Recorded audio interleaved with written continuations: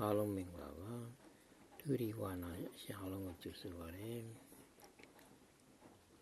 ပြက်ကရင်ရလိုက်ဝမ်းချိန်လုံးမိုင်သာနေပါလွယ်လေးပါနော်ဒါပြက်ကရင်ရဘယ်နေ့ရက်နေ့ဆိုရင်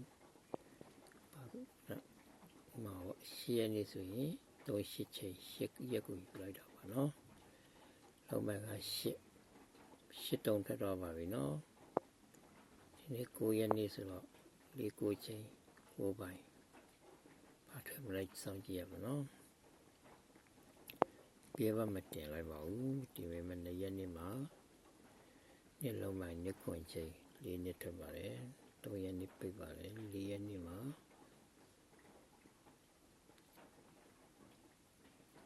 4ရက်နေ့မှာ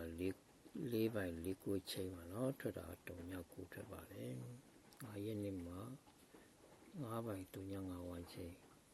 6-5နဲ့3-6ထွက်ပါတယ်နော်သူရဲ့ရှေ့တော့လည်း5ရက်လုံးမှာပါတယ်လုံးပိုင်းနေနဲ့4ရက်ထွက်ပါတယ်နော်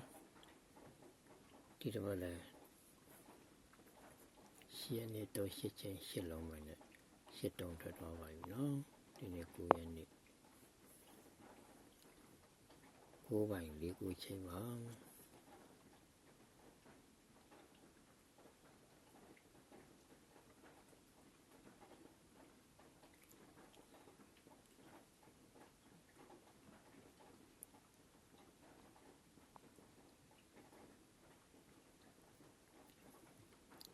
ဒီနေ့လည်းဆက်မှပါလိမ့်နော်